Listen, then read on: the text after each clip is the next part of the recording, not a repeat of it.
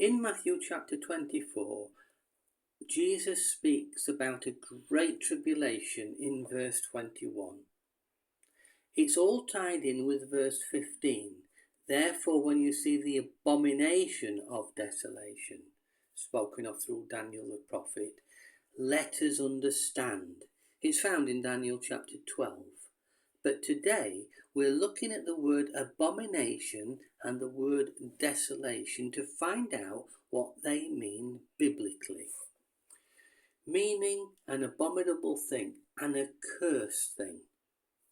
And then it says, corresponding to the Hebrew and Greek, which is often translated abominable in the Old Testament, this term is used to describe idolatrous practices and other actions that are abhorrent to God. So it's something to do with idolatrous practices that God finds abhorrent. Nothing to do with war. It's how the people treat God. Right.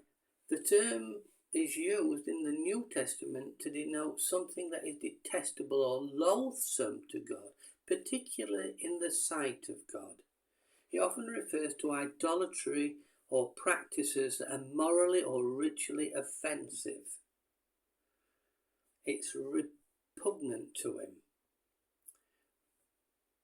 So, read it all yourself. I'm just picking up on little bits.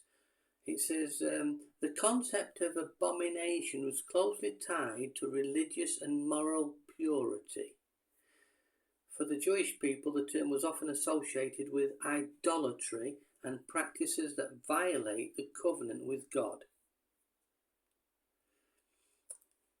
Emphasizing the seriousness of idolatry and moral corruption, the term is also linked to egotistical themes, particularly in the context of prophetic warnings about the end times, which we are living in.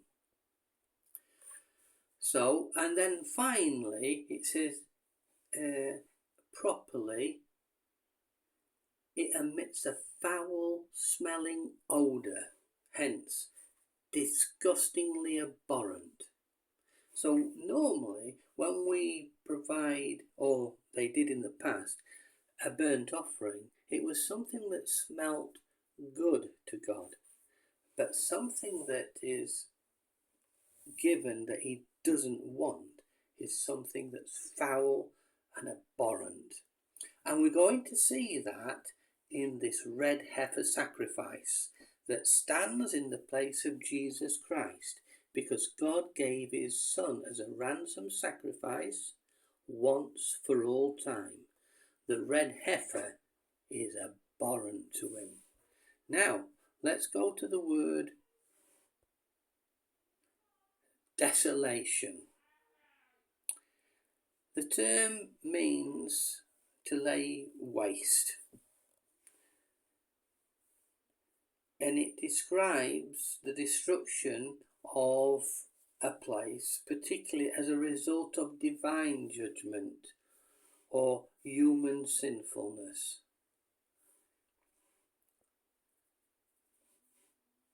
So it's all to do with God's judgment on people who are practicing idolatry.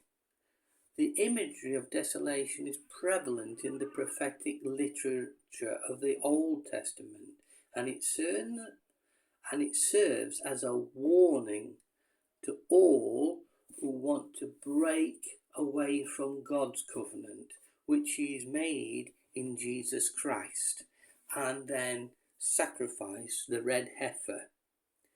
Anybody that's going to do that is going to experience God's judgment of the end times. And Jesus mentioned it here. Notice it says immediately after the tribulation. So the verses before are during. Therefore, if they say to you, look, he's in the desert, that's where they sacrifice the red heifer. For true Christians, Jesus is saying, do not go out or look. And then he says, he's in the inner rooms. Jesus says, don't believe it, because God's judgment is going to come on them. I'm hoping I've made this clear today, because what lies ahead is the sacrificing of the red heifer, idolatrous worship that's going to bring the Great Tribulation, or it's part of the Great Tribulation, because of God's coming judgment. And the new temple. For all true Christians, stay clear of the red heifer and the new temple that's being built in Jerusalem if you want God's approval. Thanks again. Bye.